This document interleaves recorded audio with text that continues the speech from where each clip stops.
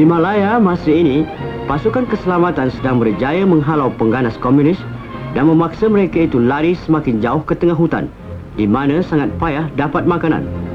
Dalam hutan rimba yang jauh itu, tidak ada kampung atau ladang yang boleh diugut oleh pengganas-pengganas itu. Oleh demikian, mestilah mereka berharap kepada orang-orang darat untuk mendapat makanan.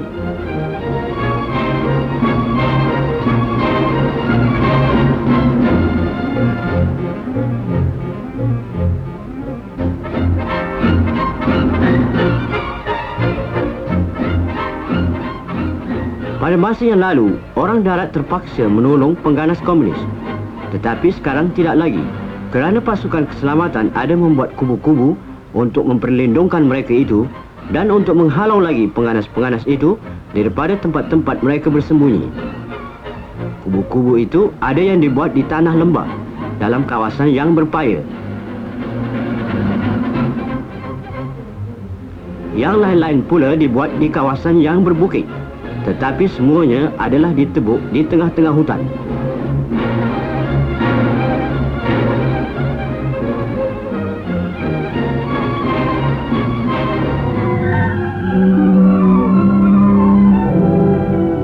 Kubu ini nampaknya tak bertunggu. Semua penjaga-penjaganya, kecuali 4 orang, sedang bergerak melawan pengganas komunis. Sebelum kubu ini dibuat, 600 pokok-pokok besar mesti ditebang dulu.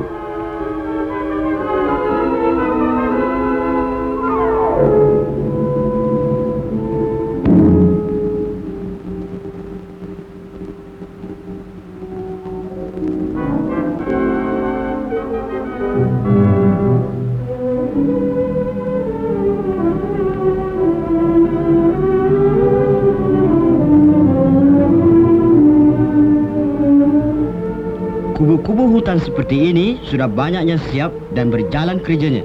Beberapa buah lagi akan segera dibuat, bersambung-sambung jadi seperti rantai, iaitu untuk melindungi orang-orang darat dan sebagai pengkalan untuk menyerang pengganas-pengganas komunis. Di Kuala Lumpur, pusat persekutuan tanah Melayu, wakil-wakil polis, tentera, angkatan udara diraja dan pihak preman adalah bersama-sama menaja dan mentadbirkan kubu-kubu itu. Mereka inilah juga yang menentukan dalam kawasan mana sebuah kubu baru akan dibuat.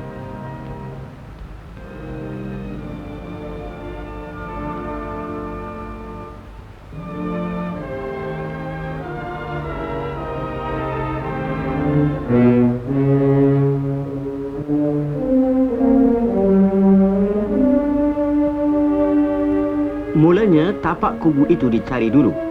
Tempat itu mestilah cukup baik untuk berkawal dan menyerang. Mesti ada air berhampiran dengannya. Dan mesti dekat pula dengan kawasan orang-orang darat. Askar-askar ini dari Pasukan Udara Perkhidmatan Khas atau SAS sedang melangkah nak masuk ke dalam hutan mencari tapak yang dikehendaki itu.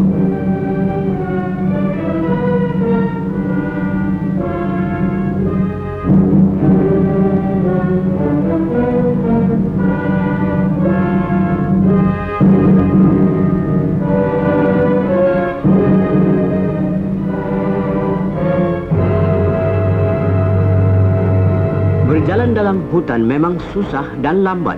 Banyak halangannya. Senjata mesti sentiasa siap sedia. Sedikit pun tak boleh lalai.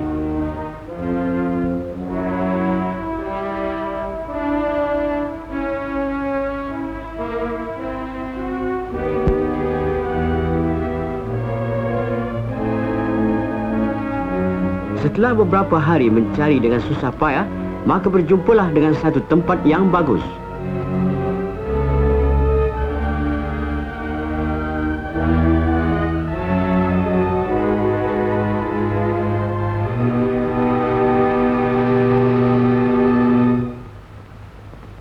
Askar-askar itu terus bekerja. Ada yang menebas, membuat pondok tempat bermalam. Dan yang lain pergi berjumpa dengan orang-orang darat yang ada dekat situ dan mengajak mereka datang, menolong menebas dan menebang, membuat tapak bagi satu kubu hutan yang baru.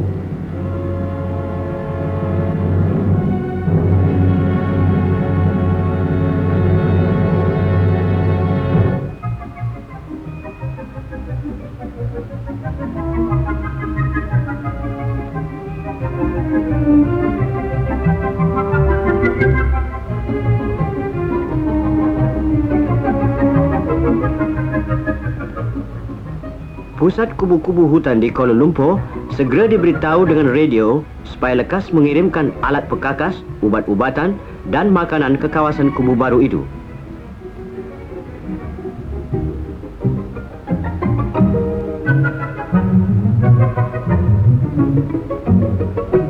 Kawat duri, kapak, cangkul dan lain-lain bekalan segera disiapkan oleh askar-askar dari pasukan pengangkutan udara untuk dihantar ke situ dengan kapal terbang.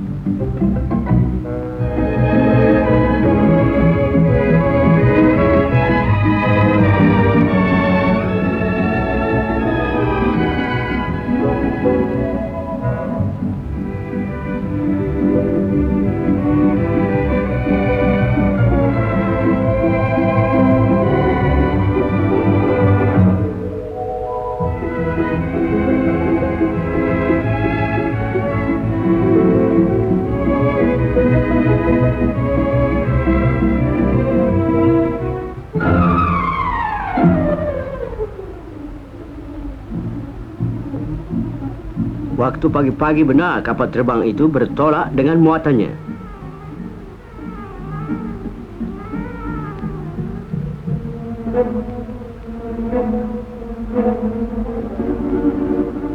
Dan tak lama ia pun sampailah ke kawasan itu, lalu menjatuhkan barang-barang itu dengan parachut. Kerja seperti ini menghendaki kepandaian yang luar biasa. Mudah benar barang-barang yang berharga boleh hilang dalam hutan. Tetapi Angkatan Udara Diraja cukup cekap menjalankan kerjanya. Dan hanyalah sedikit saja barang-barang yang tersesat ke lain tempat.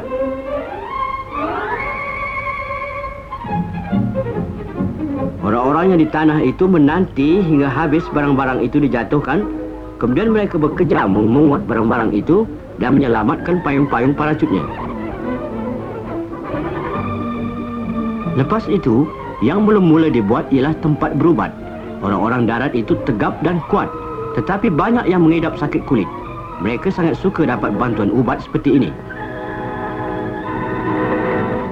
Seorang askar yang sakit juga segera diubat. Kemudian ia dibawa balik dengan helikopter. Dengan usaha askar-askar perkhidmatan udara khas ini dan dengan pertolongan orang-orang darat, maka kubu baru itu pun lekas jadi.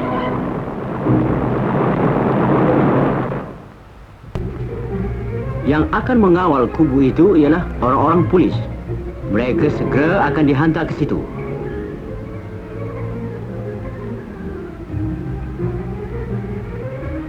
Pada masa yang lalu, orang-orang polis yang dihantar ke kubu-kubu hutan itu terpaksa berjalan di dalam hutan. Tetapi sekarang dengan kapal-kapal terbang helikopter dari Angkatan Udara Diraja dan Angkatan Laut, mereka boleh sampai ke situ dalam sekejap masa saja. Askar-askar perkhidmatan udara khas yang telah mencari tapak kubu ini mengambil masa 7 hari lebih berjalan dalam hutan. Tetapi orang-orang polis ini boleh sampai ke situ dalam masa 1 jam saja.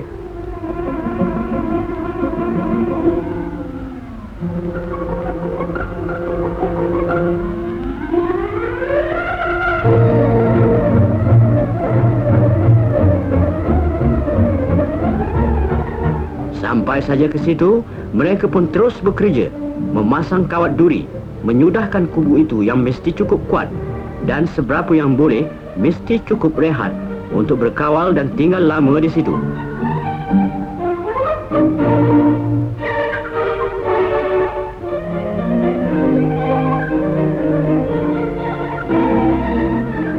Orang-orang darat suka menolong dan rajin bekerja. Mereka pandai membuat rumah-rumah di hutan seperti ini.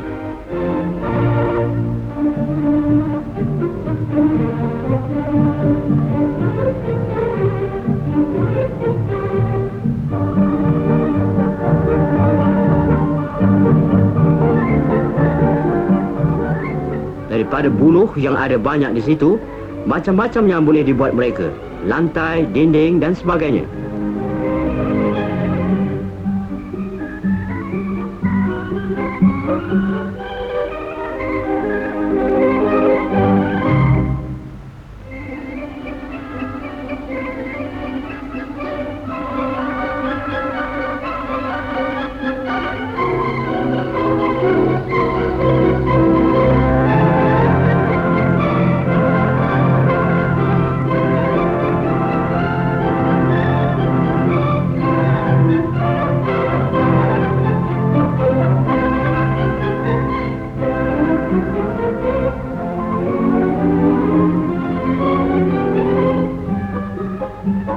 kebanyakan kerja-kerja itu dibuat mereka hanya dengan menggunakan parang.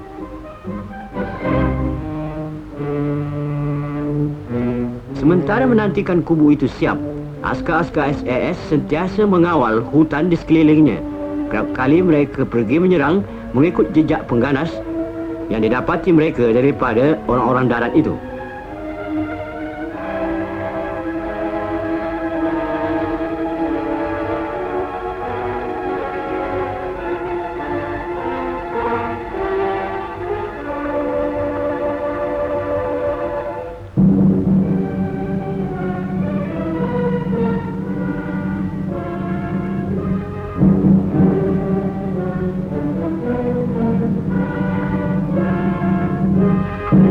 Kubu ini hampir siap.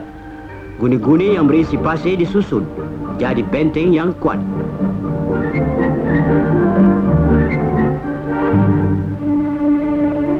Dari lindungan yang kokoh dan selamat ini, penjaga-penjaganya sentiasa berkawal. Setelah siap, jadilah ia satu tempat tentera. Banyak orang yang mesti diberi makan dan dijaga.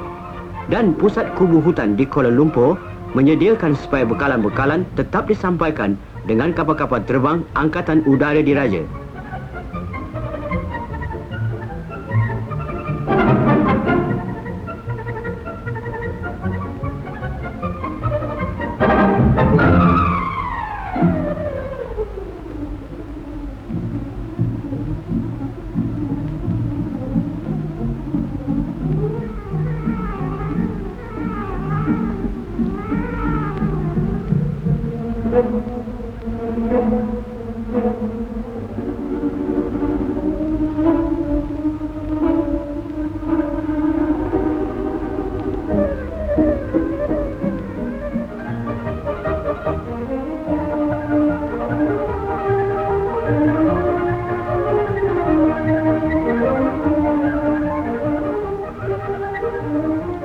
Orang-orang darat juga dapat bahagian.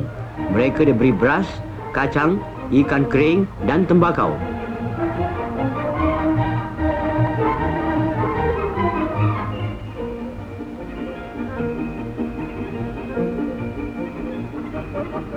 Dalam sebuah kubu hutan, masa untuk berehat hanya sekejap saja dan kerana itu digunakan sepenuh-penuhnya.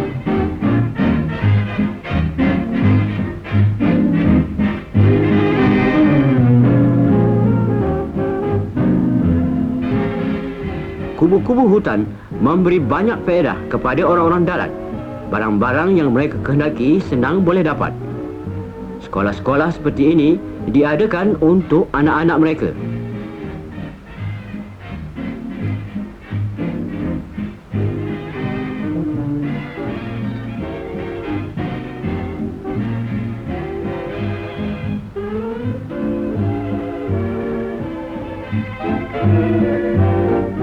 Dan tanaman-tanaman mereka boleh dijaga dengan selamat. Apa yang ditanam tiada lagi akan diambil dengan paksa oleh pengganas-pengganas, tetapi mereka sendiri yang makan.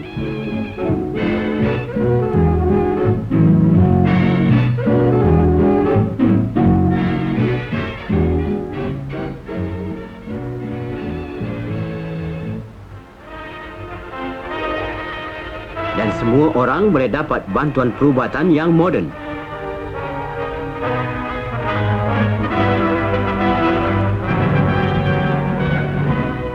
Hidup di kubu-kubu hutan bukannya senang. Akan tetapi penjaga-penjaganya tahu bahawa dengan adanya kubu-kubu itu, pengganas-pengganas tak boleh lagi dapat makanan. Dan pasukan-pasukan keselamatan terus boleh menghentam mereka itu dari dekat. Dengan jalan ini, musuh-musuh Melaya bertambah lemah dan kemenangan yang akhir bagi kita semakin dekat.